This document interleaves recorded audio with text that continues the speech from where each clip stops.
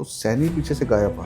एक चीज आपने बोली थी, आपने एक मंदिर का निर्माण भी किया है। तो वापस आते हैं हम सैनी आश्रम पे। उसकी क्या कहानी है? सैनी समाज डरने वाली कौम तो है नहीं। फिर स्वामी जी ने आपको, जैसे खटास हो गई थी, शहर स्वीकार कर लिया। हरियाणा के मुख्यमंत्री अभी कुछ समय पूर्व आए थे, वो ग्रामीण किनके यहाँ आए थे? वो आप ही घर आए थे। हाँ, तो उनसे क्या संबंध रहता है? थोड़ा सा का पुल बना क्या क्यों है यार? वो इतने सालों से क्यों अटका हुआ है? बसपा में जाने का क्या मतलब था? उत्तराखंड बसपा समाजवादी पार्टी का कोई यहाँ अस्तित्व नहीं है। कांग्रेस में मैं जा नहीं सकता। और जबकि आप बचपन से आरएसएस से जुड़े हुए हो, आपके साथ संवाद करने में एक चीज है, क्षण क्षण पे अद्भुत आप असमंजस में डालते हैं। आप युवाओं को आह्वान करते हैं, आप नाम के पीछे विराट लगाने की बात करते हैं, आप सबको साथ लेके चलने की बात करते हैं। गंगा के तट पर एक छोटी सी 10 बीघे में गौशाला का निर्माण किया। 10 बीघे की गौशाला छोटी कला था।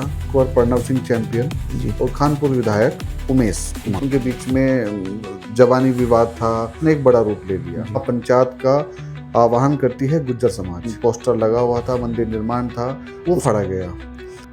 शुक्रवार की छुट्टी नहीं कराई, जुम्मे की छुट्टी करा देते हैं। स्वामी जी की बात कर रहे हैं, ग्रामीण विधानसभा की बात कर रहे हैं। पिछली बार ऐसा क्या कारण रहे कि हम नहीं जीत पाए?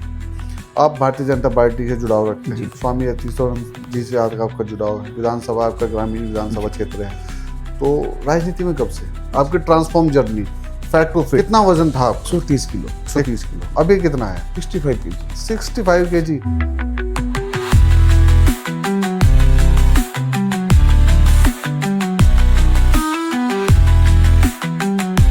नमस्ते भारत। जैसा कि मैं अक्सर बोलता हूं कि हमारे आसपास बहुत कुछ अच्छा हो रहा है और हम प्रयास करते हैं उसे आप तक लाने का, ताकि संवाद जारी रह सके। इसी क्रम में आज हमारे साथ है शुभम सैनी जी। शुभम सैनी जी आते हैं हरिद्वार ग्रामीण से और भारतीय जनता पार्टी के साथ सैनी समाज में, और ख़ास तौर पर मैं बात करूंगा युवाओं के बीच एक अच्छी पकड़ रखते हैं।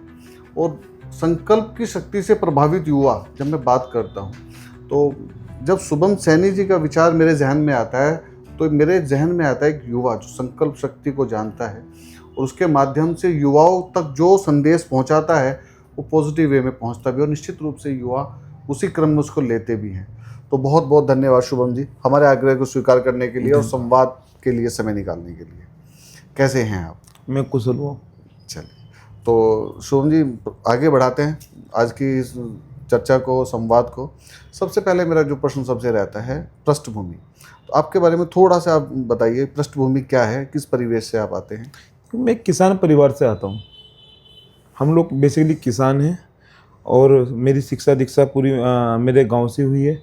हमारे जो बाबा जी हैं, बाबा जी के छोटे भाई, उनका इंटरमीडिएट कॉलेज फिरपुर में ही है, डिग्री कॉलेज भी है, तो वहीं पर मेरी शिक्षा दीक्षा हुई है। ओके, तो इस क्रम को आगे बढ़ाते हैं। और जिसके लिए मैं एक्साइटेड हूँ सबसे ज़्यादा, आपकी transform journey, fat to fit. कितना वजन था आपका?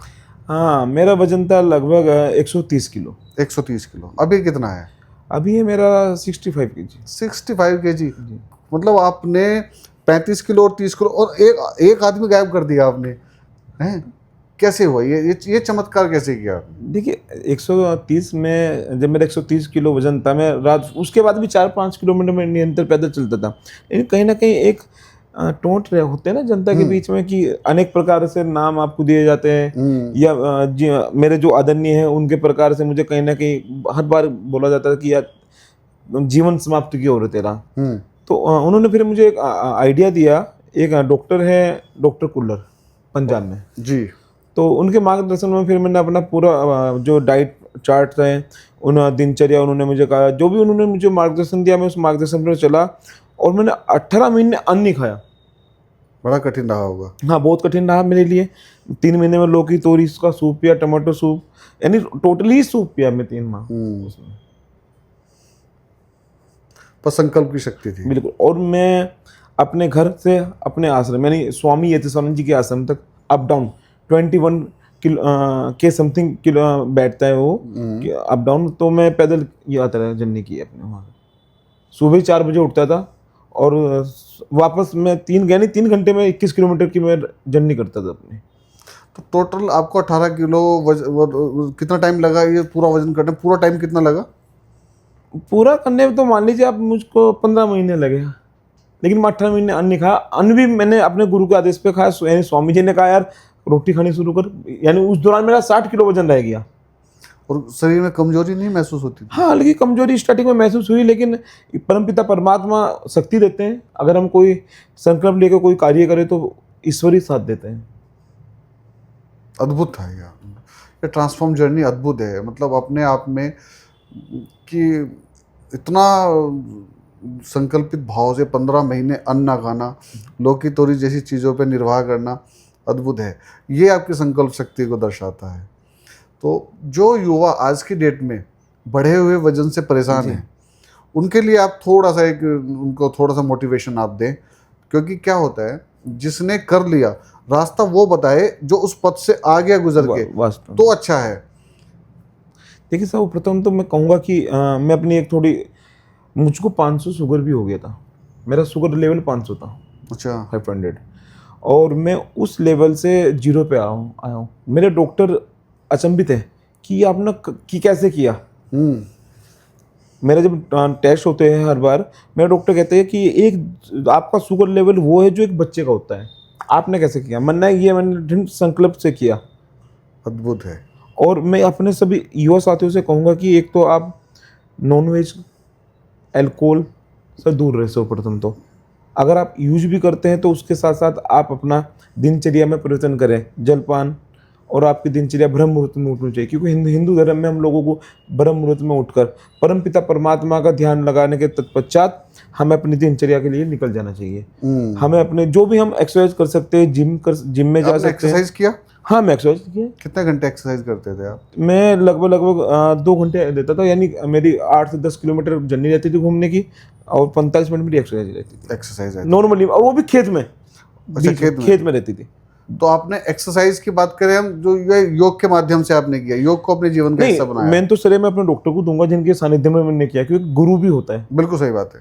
उसके बाद मैंने जो संकल्प लिया वो मैंने फिर अपना योग, एक्सरसाइज और अपनी जर्नी घूमना। नॉर्मली सर्दियों में व्यक्ति घर रहते हैं 4 बजे, जो अंधेरा होता है मैं उसमें 4 बजे उठकर निकलता था। हाथी भी मिलते थे, क्योंकि मेरा देहात का क्षेत्र है। देहात क्षेत्र है टोटल। हाथी कई बार सामने टकराए हैं, लेकिन मैं नहीं रुका। मैं जगदीशपुर पुलिस चौकी तक तो निरंतर ही आना जाना लगा रहता था, और जो मेरी वो जर्नी बैठती थी समथिंग 14 किलोमीटर की बैठती थी। और फिर मैंने संकल्प लिया, यार जब मैं 14 किलोमीटर चल सकता हूँ तो मैं 21 किलोमीटर, यानी मैं सिंहद्वार तक मैंने माँ गंगा का आचमन करना लग गया। अरे, मैं सुबह ही 4 बजे निकलता था। 1.5 घंटे में माँ गंगा यानी सिंहद्वार माँ गंगा का आचमन कर पुणे फिर घर की ओर प्रस्थान करता था मैं। 3 घंटे में मैं 21 किलोमीटर की जर्नी तय करता था। उसके आने के बाद में मैं थोड़ा योगा करता था, एक्सरसाइज नॉर्मली, और वो भी मैं अपने जो मेरे क्षेत्र में कॉलोनी है, जिस कॉलोनी में कोई निवास नहीं करता, मैं वहाँ जाता था, वहाँ पर करता था। वहाँ पर मुझे 5-7 व्यक्ति मिलते थे, उन लोगों को भी करवाता था। कई व्यक्तियों को मैंने वजन कम करवाया फिर। बहुत सुंदर, अद्भुत है। मतलब सुन के लग रहा है, देखिए किसी भी इस तरह के कार्य में ना संकल्पित भाव से ही किया जा सकता है, क्योंकि देखिए 21 किलोमीटर रोज पैदल चलना अद्भुत है। फिर आज के समय में, फिर उस बात ये है, आज आप 21 किलोमीटर चलना आपके लिए आसान है, पर उस दौरान बॉडी का वेट जब 130 kg है, तब उसको लेके चलना वो कितना कठिन रहा होगा। जब भी मैं 4 से 5 किलोमीटर चल सकता था, नहीं चलता था, क्योंकि मैं स्वयं को ये मानता हूँ, अगर हमने हार मान ली तो हमारा जीवन समाप्त है। कभी हार नहीं माननी चाहिए मनुष्य को। एक कहावत है ना कि डर के आगे जीत है। डर के आगे जीत। तो इसलिए संघर्ष करो, और अगर हमने कुछ ठाना है तो करके दिखाना है। और मैं यही युवाओं को कहता हूँ कि एक तो आप अन्न में क्या होता है, अन्न बड़ा फैटी होता है, गेहूं वाला अन्न। अगर आप ज़्यादा गेहूं का उपयोग करेंगे तो एक तो आपका शुगर लेवल में इम्प्रूव आएगा, हाई होगा।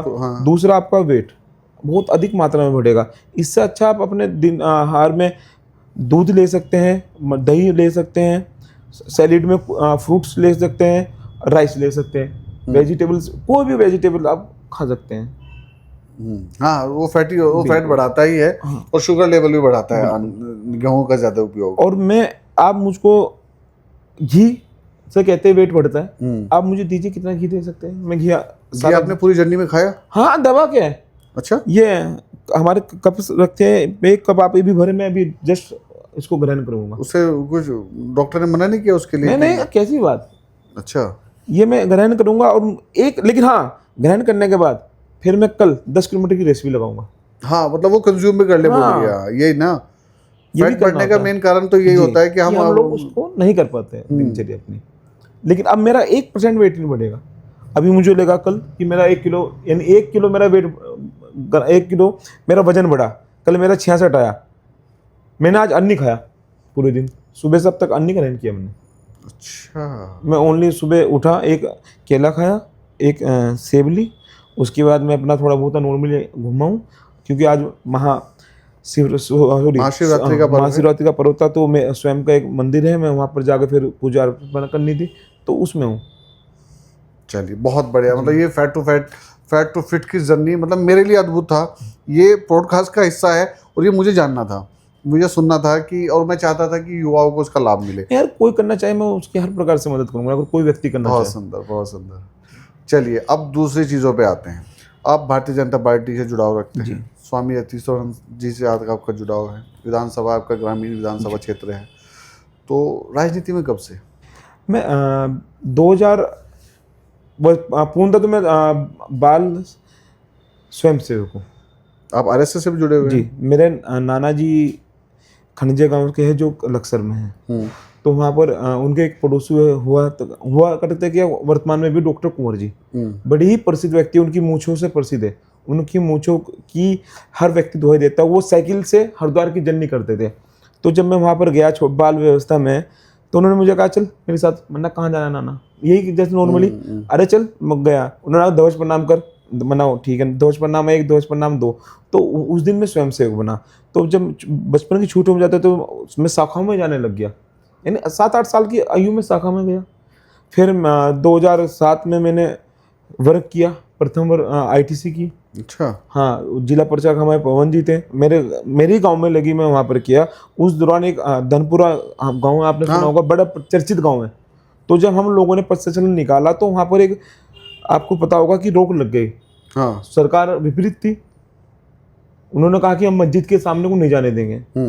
तो फिर हमने और संकल्प लिया कि हम यहीं से निकलेंगे। तो जब से मैं और कट्टरवादी स्वयंसेवक हुआ। और मेरी राजनीतिक जो जर्नी रही है, 2009 में परम आदरणीय स्वामी यतीश्वरानंद जी के मैं आश्रम में गया, उनसे मेरा जुड़ा हुआ। वो 2010 में फिर वो गौ सेवा आयोग के उपाध्यक्ष बने। तो अधिकांश मेरा उनके साथ रहना हुआ, क्षेत्र में घूमना हुआ। 2010 में मुझे युवा मोर्चे का उपाध्यक्ष बना मंडल का, फिर मैं महामंत्री बना मंडल का। लेकिन पद मुझे बहुत मिले हैं, ईश्वरीय कृपा से और गुरुओं के आशीर्वाद से। पदों की गिनती मैं नहीं कर सकता कि मेरे पास कितने पद रहे हैं। बिल्कुल। चलिए, अभी हम बात कर रहे हैं, स्वामी जी की बात कर रहे हैं, ग्रामीण विधानसभा की बात कर रहे हैं। स्वामी जी ने विधायक रहे हैं। हाँ जी। पिछली बार ऐसा क्या कारण रहे कि हम नहीं जीत पाए? देखिए, कुछ कारण तो हम लोगों ने क्या किया कि संपूर्ण रूप से हम लोग उस पर अपनी जो फाइटिंग कह सकते हैं या मोटिव कह सकते हैं, एक भारत की कैबिनेट मंत्री भी है। तो अन्य विधानसभाओं में भी स्वामी जी का भ्रमण लगातार रहा, हरिद्वार जनपद में। और कुछ व्यक्ति ऐसे भारतीय जनता पार्टी के हैं, मैं नाम नहीं लूंगा, सब लोग जानते हैं, बिना उसके समझ जाएंगे, भीतरीघात किया है। जानबूझकर अपने कुछ समुदाय के वोटों का उन्होंने परिवर्तन करवाया अन्य जगह। स्वयं को कहते हैं कि मैं भारतीय जनता पार्टी का जनसंघ का सदस्य हूं, लेकिन जब चुनाव की बात आई, उन्हें यह भय था कि स्वामी जी जीतेंगे तो पुनः मंत्री बनेंगे, कभी हम मंत्री ना बन पाए। उसका नुकसान हुआ है। दूसरा नुकसान हमें हुआ है कि हमारे कार्यकर्ता स्वामी जी के साथ, यानी जो बूथ स्तर का कार्यकर्ता है, वो स्वामी जी के साथ पीछे पीछे रहा है, अपने बूथ पे काम नहीं कर पाया। और आज तक स्वामी जी आइडियोलॉजी है, कभी स्वामी जी बूथ पे ये नहीं कहते कि बूथ दिखाओ, स्वामी जी कहते हैं कि ठीक है काम करो। हम लोग कभी बूथ पर फोकस नहीं करते, ये हमारी कमजोरी रही है। और एक कमजोरी हमारी हो रही है कि जब हम क्षेत्र में काम करते हैं, हमने कभी ये नहीं देखा कि हिंदू है मुस्लिम है, कौन आया है, तो वो भी हमारी गलती है। शुक्रवार की छुट्टी नहीं कराई, जुमे की छुट्टी करा देते। वो नहीं कराएंगे। चल, वो बढ़िया है। निश्चित रूप से होनी भी नहीं चाहिए। एक विधान, एक संविधान, एक देश, वो वाली नीति पे हम चलने वाले लोग हैं। तो बाकी उसके अलावा आप सैनी समाज में भी दायित्व रखते हैं। सैनी समाज में आपका क्या दायित्व है? मैं सैनी समाज में ऑल इंडिया सैनिक सेवा समिति में सचिव रहा हूँ। अन्य जो हमारे अन्य संगठन चलते हैं, सब में मैं कहीं ना कहीं भूमिका में जुड़ाव रहता हूँ। रखते हैं। हाँ, भूमिका में। ठीक है, सैनी समाज में हम बाद में आएंगे। बीच में एक मुझे अलग बात याद आती है। अभी कुछ माह पूर्व जी एक विवाद था, कुंवर प्रणव सिंह चैंपियन जी और खानपुर विधायक उमेश जी कुमार, उनके बीच में जबानी विवाद था, वो जो सोशल मीडिया के होते होते उसने एक बड़ा रूप ले लिया। जी उस विवाद के दौरान एक महापंचायत का आह्वान करती है गुज्जर समाज। गुज्जर समाज के कुछ युवा, आपके मंदिर का एक पोस्टर लगा हुआ था, मंदिर निर्माण था, उसके बारे में आप मुझे बताएंगे कि क्या था, किन के वो फोटो थे, वो फाड़ा गया। और उस समय एक मैसेज आता है शुभम सैनी की ओर से अपने युवाओं के लिए कि शांति बनाए रखें, और बात हो गई है और निश्चित रूप से वो ठीक भी कर दिया गया। ये एक प्रयास था, एक एक युवा, उसने उसको कितने अच्छे से टैकल किया, वो सबने देखा। उसके बारे में मैं थोड़ा सा विस्तार से जानना चाहूँगा। जब आपने पूछा, मैं पूर्णतः विस्तार से आपको बताऊंगा, पर सर्वप्रथम तो मैं महाराजा भागीरथ जी के चरणों में नमन करता हूं, क्योंकि वे हमारे पूजनीय हैं। इस सृष्टि में गंगा को लाने वाले हैं। बिल्कुल। तो महाराजा भागीरथ जी की प्रतिमा की स्थापना होनी थी। उस संबंध में हमारे समाज के युवाओं ने बैनर लगाए थे। तो गुज्जर समाज के कुछ देखिए, गुज्जर समाज के किसी भी समाज में कुछ हर व्यक्ति ठीक नहीं होते, पांचों उंगली कभी एक साथ नहीं होती। उन्होंने गलती की तो उस गलती को उन्होंने स्वीकार किया। तो मेरे एक मित्र है अमित शिवपुरी, सहारनपुर से। अच्छा, शिवपुरी उनका गांव है, बेसिकली वो गुज्जर है। वो गांव का नाम लगाते हैं। हाँ, गांव का नाम लगाते हैं। बहुत अच्छे नेता है, बड़े नेता है, विधानसभा की तैयारी में भी लगे हुए हैं। अच्छा। हाँ, और गुज्जर समाज में उनकी बहुत अच्छी मजबूत पकड़ है, और युवाओं के आइकॉन है वहाँ पर अपने क्षेत्र में वो। तो मैंने जब अपील की, मेरा कर्तव्य है कि मेरा समाज का युवा कोई गलत कदम ना उठाए। बिल्कुल, क्योंकि लट उठाना हम भी जानते हैं। बिल्कुल सही बात है। मार्शल कौम है, डरते हम भी नहीं किसी से। सही बात है। तो मैंने इसलिए आग्रह किया, तो युवाओं ने कहा ठीक है भैया, आप लोगों ने अगर जिम्मेदारी ली है, आपका आग्रह, आपका आदेश हम सर्वोपरि मानते हैं। मैंने कि कल तक लगेंगे। शिवपुरी अमित भाई ने मुझे आश्वस्त किया कि शुभम भाई, कल तक आपके बैनर पोस्टर ये लग जाएंगे, मेरी जिम्मेदारी है। मैंने कि अगर अमित भाई आपने कोई संकल्प लिया है कभी पीछे, तो आप हटे नहीं, तो ये आप कार्य पूर्ण करेंगे, मुझे पूर्णतः उम्मीद है। और उन्होंने किया है। हाँ, हुआ है जी निश्चित रूप से। पर उस पूरी प्रक्रिया को जो संभालने का आपका तरीका था वो अच्छा था। अभी आपने बताया अमित कुमार शिवपुरिया, अमित शिवपुरी, अमित शिवपुरी जो गुज्जर समाज से आते हैं, बस वो अपने गांव का नाम पीछे लगाते हैं। गांव का नाम बेसिकली हर व्यक्ति एक एक टाइटल लगाता है। वो मैं वहीं आ रहा हूँ। तो आज जब मैं फेसबुक पे सर्च करता हूँ, मैं ट्विटर पे सर्च करता हूँ, मैं आपको जहाँ भी सर्च करता हूँ, तो सैनी पीछे से गायब आता है, शुभम विराट लिखा है। हाँ। इसके पीछे की क्या कहानी? देखिए, सर्वप्रथम तो हम जिस समाज में जन्मे हो, उसका समाज का कार्य करने का कर्तव्य हमारा बैठता है। लेकिन मैं कुछ समय पूर्व धार्मिक क्षेत्र में मेरा प्रवेश हुआ है। अच्छा। धार्मिक कार्यों में तो मैंने जाति का सब इसलिए हटाया है, क्योंकि मैंने विराट जो लगाया है, मैं सबके लिए कार्य कर रहा हूँ। मैं किसी एक जाति विशेष के लिए कार्य नहीं कर रहा हूँ। मैं एक छोटी सी गौशाला है 10 बीघे में, कहीं ना कहीं एक मैसेज जा रहा है नाम से ही कि सबके लिए। हाँ, सबके लिए, सबको एक साथ लेकर चलने का प्रयास कर रहा हूँ। बहुत सुंदर। हाँ, तो गौशाला आप बोल रहे थे, एक छोटी सी गौशाला आपकी है। मैंने माँ गंगा के तट पर एक छोटी सी 10 बीघे में गौशाला का निर्माण किया है। 10 बीघे की गौशाला छोटी है? हाँ, छोटी है।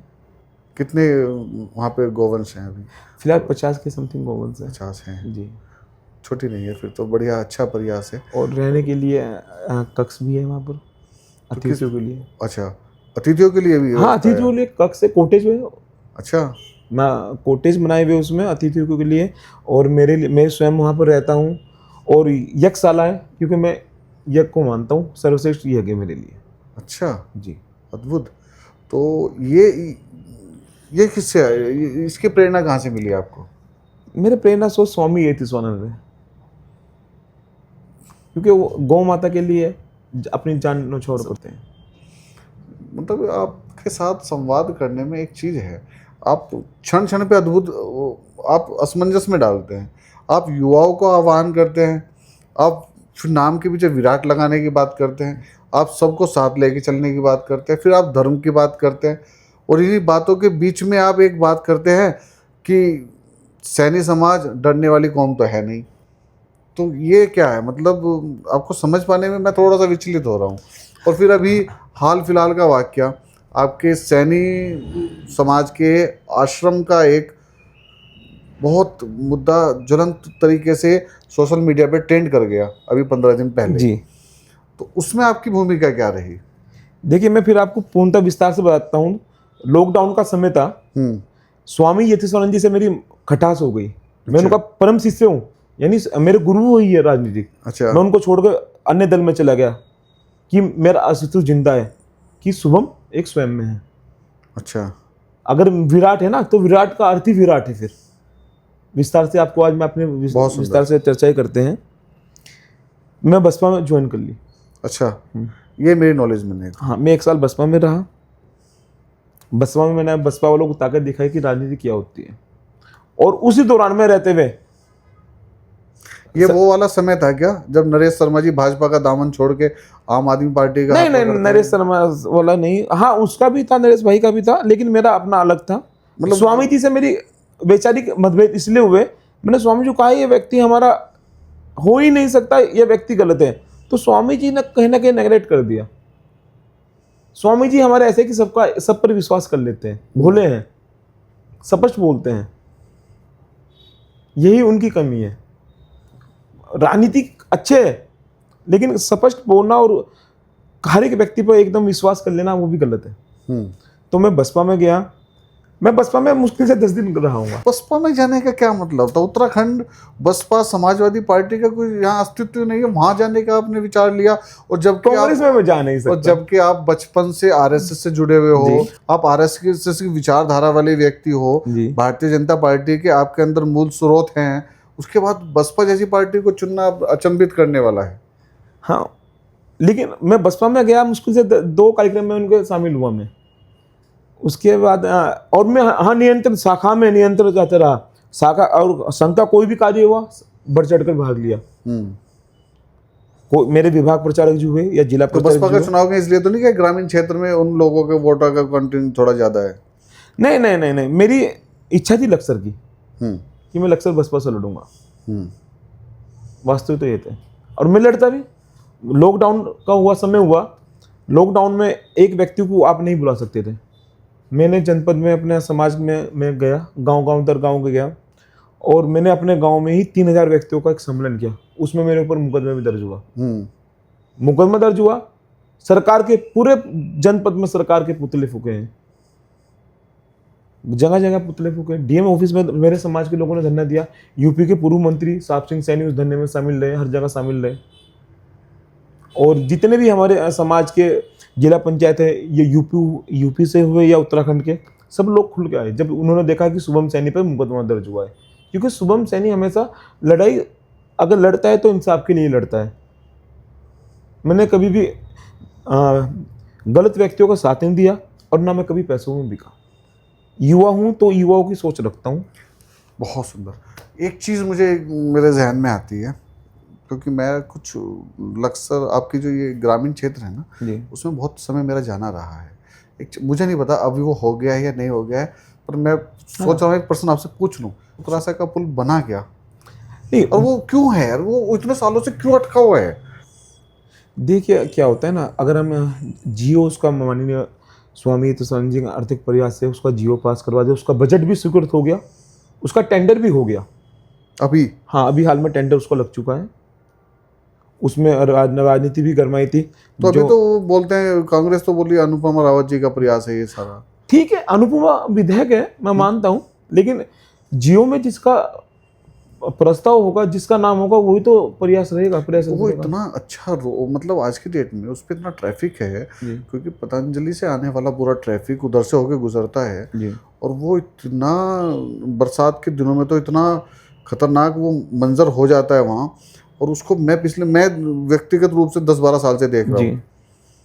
देखिए, पूर्व में भी हमने उसकी मरम्मत करवाई, उसको निर्माण करवाया, आपको पता है। निर्माण क्या, बराबर में वो गोल पाइप वाला बना दिया था? हाँ, नहीं, उसका भी निर्माण हुआ था उसमें, लेकिन क्या हुआ, किसी पुल को अगर हम बनता है, उसकी एक मियाद होती है, समय होता है। अब उस तय समय सीमा के अनुसार आप उसको उसके पहले तो नहीं तोड़ सकते। उसको प्रयास किया, उसका टेंडर हुआ, वर्तमान में स्वामी जी ने लगातार चुनाव हारने के बाद भी स्वामी जी ने उन लोग सुगुरा साहब पथरी यानी आसपास 30-35 गांव के लोग स्वामी जी से लगातार स्वामी जी से आग्रह किया। स्वामी जी ने एक वचन किया कि इस पुल का निर्माण होकर रहेगा, मैं चुनाव भले ही हारा, आप लोग आए तो मैं बनवा कर रहूंगा, और वो पुल बनना है। स्वामी जी ने उसके लिए जी जान लगा दी अपनी। बहुत सुंदर।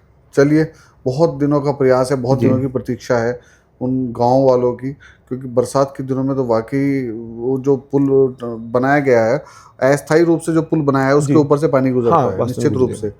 उसके अभी आपने एक नाम लिया नायब सिंह सैनी का जी, उनके साथ एक नाम मुझे जहन में आता है, हरियाणा के मुख्यमंत्री अभी कुछ समय पूर्व आए थे, वो ग्रामीण क्षेत्र में किनके यहाँ आए थे? वो आपके ही घर आए थे। हाँ, तो उनसे क्या संबंध रहता है? देखिए, नायब सिंह सैनी जी स्वामी जी के बड़े स्नेही प्रेमी हैं। हमारे हर एक 2012 का चुनाव, 17 का या 22 का, हर चुनाव में वो हमारे स्वामी यतीश्वरन जी के प्रचार प्रसार के लिए आते हैं। और जब आते हैं तो कहीं ना कहीं स्वामी जी का स्नेह प्रेम आशीर्वाद रहता है, तो उनके साथ रहने का हमें सौभाग्य मिला, सीखने का सौभाग्य, बहुत कुछ सीखे, राजनीति में बहुत कुछ और शालीनता सीखने का उनसे मिला कि किस प्रकार से हमें शांत स्वभाव में रहना चाहिए। तो आए, जब माननीय मुख्यमंत्री बने तो वो आपके घर आए। बहुत सुंदर। उन्होंने कहा कि नहीं, शुभम के घर स्पेशल जाना है। बहुत सुंदर, बहुत सुंदर। चलिए, तो वापस हम उसी बात पे आते हैं जी, जहां हम बात कर रहे थे। आप चले गए बसपा में, बसपा की 2 मीटिंग अटेंड की जी, समझ में आ गया, गलत जगह आ गए। नहीं, गलत जगह नहीं आया, लेकिन हाँ मैंने कहा यार अगर मैं बसपा के लिए इतना बड़ा एम्पायर खड़ा कर सकता हूँ, गाँव दर गाँव जाऊँ के कार्यकर्ता, क्यों बसपा के कार्यकर्ता नहीं है? हाँ, मैं यार अपने समाज के लिए काम करूंगा। सही बात है। तो मैंने अपने समाज के लिए काम करना शुरू किया। तो फिर स्वामी जी ने आपको जैसे खटास हो गई थी, शहर स्वीकार लिया? मैं उसके लिए भी बताऊंगा। मैं जानना चाहूंगा। मैं भारत सरकार से भारतीय खाद्य निगम का सदस्य नियुक्त हो गया। भारतीय जनता पार्टी के कार्यकर्ता के अधिकारी बसपा वाला कैसे बन सकता है? ये भी एक सवाल है। बसपा में रहते हुए मैं सदस्य कैसे बन सकता हूँ? निश्चित रूप से। तो लेकिन मैं बन के आया, और मुझको सुरक्षा यूपी से मिली। अद्भुत जी। उसके बाद स्वामी जी से ने स्वीकार कैसे किया? मैं स्वामी जी का शिष्य हूँ। अगर बच्चे गलती करते हैं तो, और घर में जब लड़ाई होती है ना, तो बड़े उसको मनाने भी आते हैं, और छोटों का कर्तव्य है कि गलती को स्वीकार करना। बहुत सुंदर। जैसे आपके नाम में विराट है ना, ऐसे गुरु का हृदय विराट होता है। तो गुरु मतलब शिष्य दाएं बाएं जाए भी, और वो एक बार जाके क्षमा याचना कर दे और अपना समर्पण कर दे, तो गुरु उसको सहर्ष स्वीकार कर लेते हैं। ये गुरु शिष्य का एक अद्भुत। स्वामी जी का फोन आता है कि नाटक बंद कर, वापस आ जाए। वापस ही नहीं आया, कहा कि नाटक बंद कर, मैं घर आ रहा हूँ तेरे। मैंने कहा मैं घर नहीं मिलूंगा, मैं भाग जाऊंगा यहाँ से। उस दौरान मेरे पास गनर था मेरा, मैंने कहा ड्राइवर को कहा मैं गाड़ी निकाल लो। तो क्या सामना नहीं करना चाह रहे थे? नहीं, मेरे मन में खटास थी उनके प्रति। यार मैं उनके लिए समर्पित हूँ। अगर वो कहेंगे गंगा में कूदना, मैं कूद जाऊंगा। वो कहेंगे गोली माननी है, मान लूंगा स्वयं को। वो मेरे गुरु है। लेकिन उन्होंने मेरी बात नहीं माननी। मैंने कहा था नहीं गुरु स्वामी जी, ये व्यक्ति सही नहीं है, मुझे नहीं लगता। तो उन्होंने दोबारा फोन आया उनका कि मैं आ रहा हूँ, यानी अगले दिन फिर। तो मैंने ठीक है। उससे पहले उन्होंने 2-4 क्यों माननीय कैबिनेट मंत्री थे, तो मेरे यहाँ पर पुलिस की गाड़ी लग गई। कार्यकर्ता यानी कि 1-2 जो अति विशेष प्रेमी कार्यकर्ता वो आ गए। अब गुरु मेरे द्वार आ रहे हैं, तो मेरा कर्तव्य बैठता है उनका आदर से संस्कार करना। बिल्कुल, निश्चित तो रूप से। तो गुरु ने ये नहीं कहा कि भारतीय जनता पार्टी ज्वाइन करनी है। गुरु ने कहा डांट कर नाटक बंद कर। मैंने गुरु जी मैं नाटक नहीं कर रहा हूँ। उन्होंने कहा कि मुझे नहीं पता, चल साथ बैठ। इतना कहा। मेरी मजबूरी हुई कि गुरु का आदेश अगर कोई व्यक्ति काटता है तो फिर वो गुरु और शिष्य की परंपरा नहीं है उसके। बिल्कुल सही बात है। गुरु के प्रति उसके भाव नहीं है, आदर नहीं है। बिल्कुल। आज भी स्वामी जी ही सिर्फ मेरे आदर्श हैं, मेरे गुरु है। अगर मैं कहीं भी रहूं, अगर मैं राजनीति छोड़ता भी हूं, मैं संन्यास की ओर जाता भी हूं, तो मेरा आदर्श मेरे गुरु ही रहेंगे। अद्भुत, अद्भुत, बहुत सुंदर। चीज़ों को बहुत तरीके से आप सहज भाव से स्वीकार भी करते हैं, ये भी अच्छा है। आप जो चीज़ स्वीकार करने की है वो स्वीकार भी करते हैं। तो वापस आते हैं हम सैनी आश्रम पे। जी, वो उसकी क्या कहानी है? देखिए सर्वप्रथम तो मैं सैनी आश्रम के विवाद में घुसना नहीं चाह रहा था, क्योंकि मैंने टाइटल अब जो मेरा जातिगत नाम था सैनी, मैंने वो हटा लिया था। हम्म, मैं सबके लिए काम कर रहा था, लेकिन एक पीड़ा मेरे समाज के लोगों ने, बुद्धिजीवी लोग या जो रिटायर कर्मचारी हैं, विभिन्न अच्छे पदों से रहे हैं, वर्तमान में भारत सरकार के प्रशासनिक अधिकारी है, उनका भी फ़ोन मैंने पाया कि शुभम भाई, आप हमेशा क्रांतिकारी युवा रहे हैं, आपने हमेशा जंग लड़ी है समाज के लिए, तो हमारा हमारा एक आदेश मान लीजिए या निर्देश मान लीजिए या आग्रह या रिक्वेस्ट, कुछ भी मान लीजिए, मैं नहीं, आप लोग मेरे बड़े हैं, आप आदेश कीजिए। तो सैनी आश्रम को बचाना है।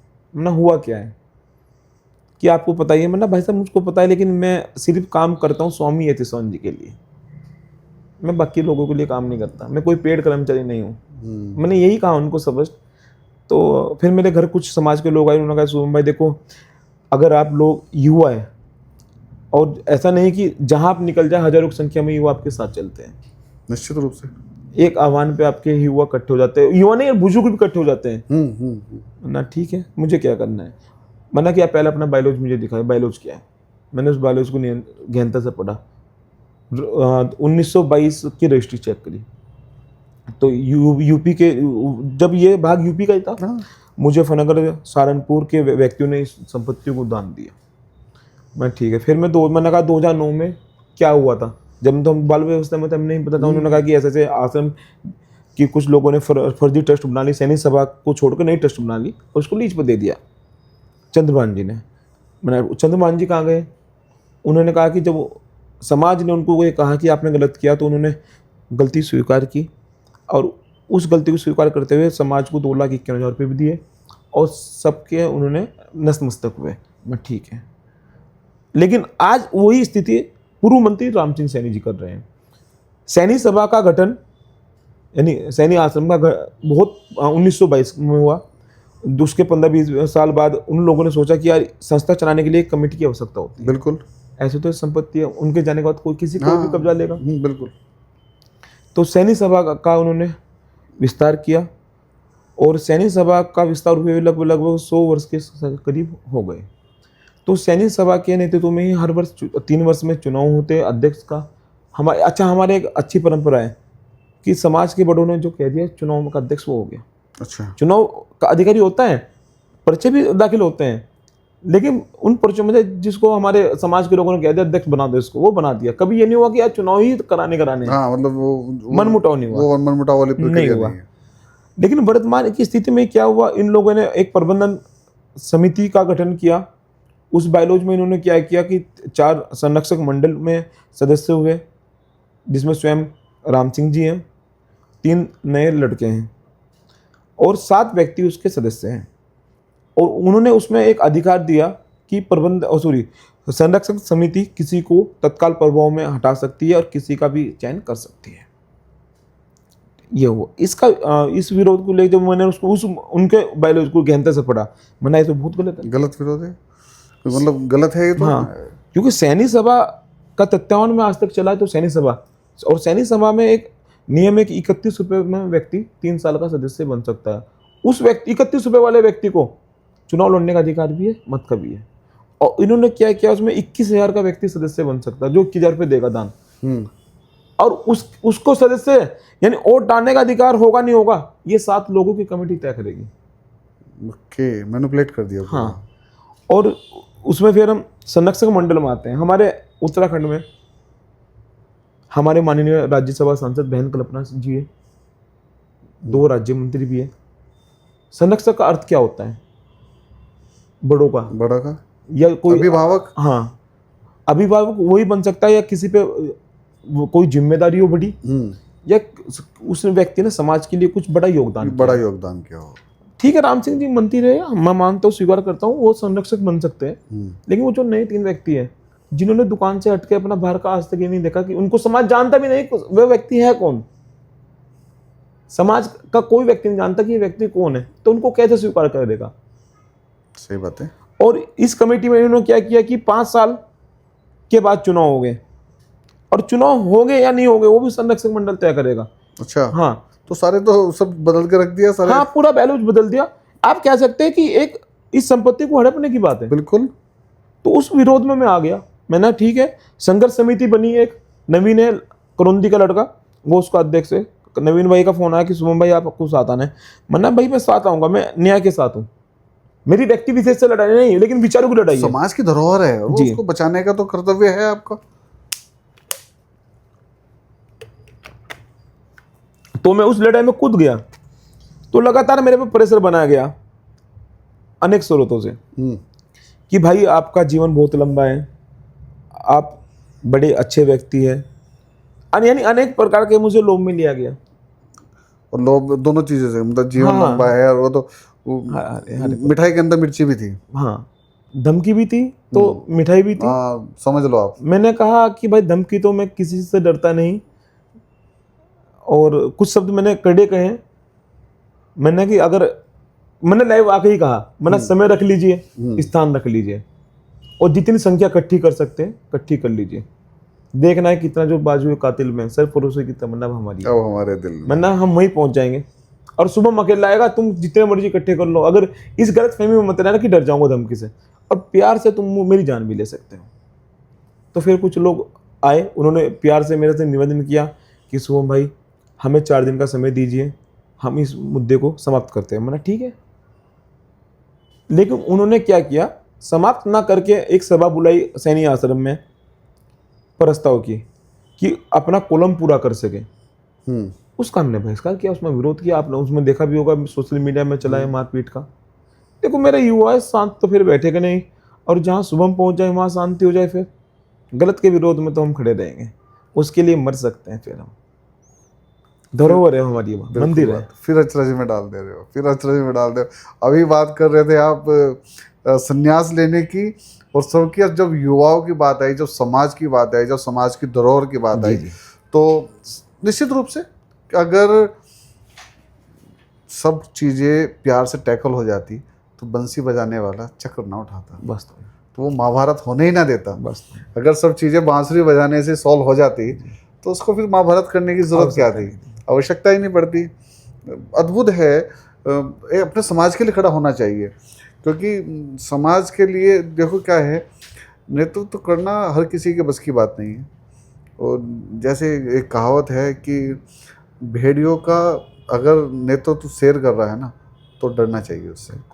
और शेर की सेना का नेतृत्व अगर एक भेड़िया कर रहा है तो फिर उससे डरने की ज़रूरत नहीं है, क्योंकि नेतृत्व ही आपको स्ट्रॉन्ग ही बनाता है।